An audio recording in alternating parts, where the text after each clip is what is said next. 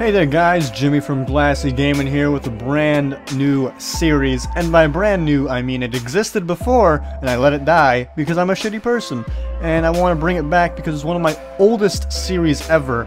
In fact, the first episode was released back in November 2012. That was like 3 years ago, man. That's a very long time ago. But anyways, basically it's called Trade Talk. Now, for those of you that haven't realized this yet, I'm a trader. That's where I came from. I still trade to this day, both in TF2 and CSGO, and I intend on making this series a TF2 and CSGO joint series. So hopefully that works out, because most of the time what I'm talking about applies to both TF2 and CSGO. So that's how it works. This first episode is actually a redo, as all of the old videos have shit audio quality.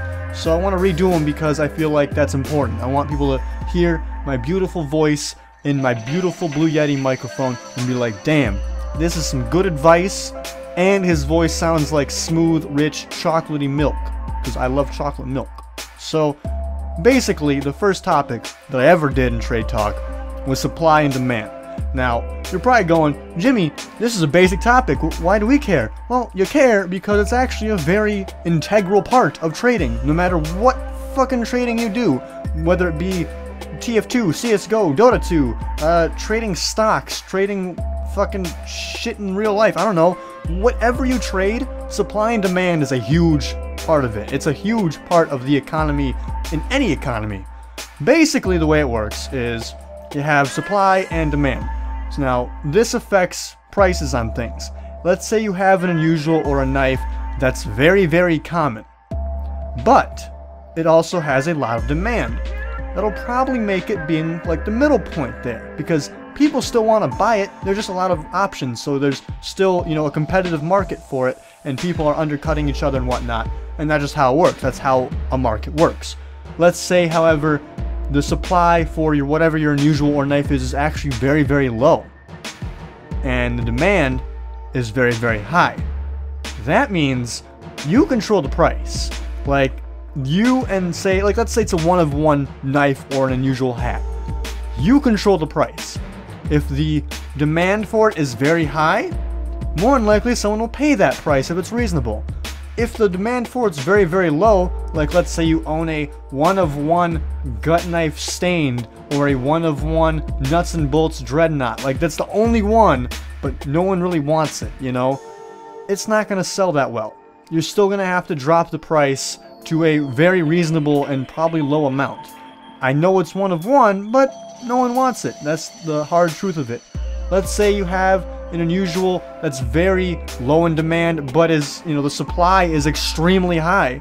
That's going to be your lowest tier unusual, you know, because there's so many of them, there's so many chances to buy it, but the demand is not there. So if someone does want it, they're gonna, you know, just be the only one there wanting it, really. You know, they're the only one that wants it, and because there's so much supply, they're gonna be like, alright, well, this guy has it for 10 keys, and this guy has it for 12 keys.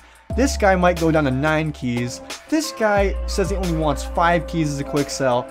Obviously, you gotta go with the quick sell guy, you know, because they have so many options. There's so many different possibilities for them to go and, you know, compare prices and try and talk down people, because that's how trading works. You know, if you're not willing to lower your price, half the time someone else is, you know.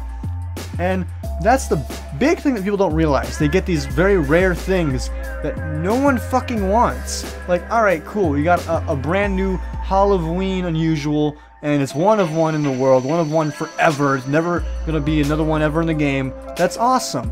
But you got it on a fucking Coup Disaster, or a Mongolian, or let's say, you know, in knife terms, CSGO terms, you got I don't know, what's a new one, like an ultraviolet flip knife, you know? No one really wants a flip knife. Like, some people are cool with it and they might want it, but they don't really care enough to overpay for it because, oh my god, this is a one-of-one limited edition thing. No, they don't give a fuck. They don't care, you know? The problem with this is people don't realize that there's always an alternative.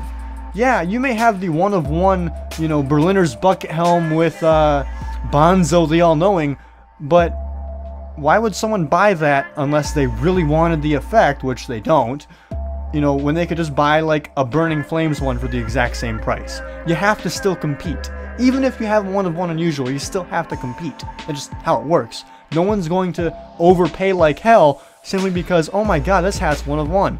You have to be reasonable with it. That's just how it works. People like to think that, oh, if there's, you know, if it's one of one and, you know, I can just charge whatever I want for it and that's okay. No, that doesn't work. Sorry, but you gotta try harder than that. You gotta actually be competitive with prices, and that's just how it works. So hopefully you guys understand a little bit more about the trading scene and supply and demand, because it's a very important part of trading, no matter what trading you do. So hopefully I informed you a little bit. If you want to suggest a topic for a future Trade Talk episode, let me know in the comment section below. You know I love you. GG guys, thank you for watching. Peace the fuck out.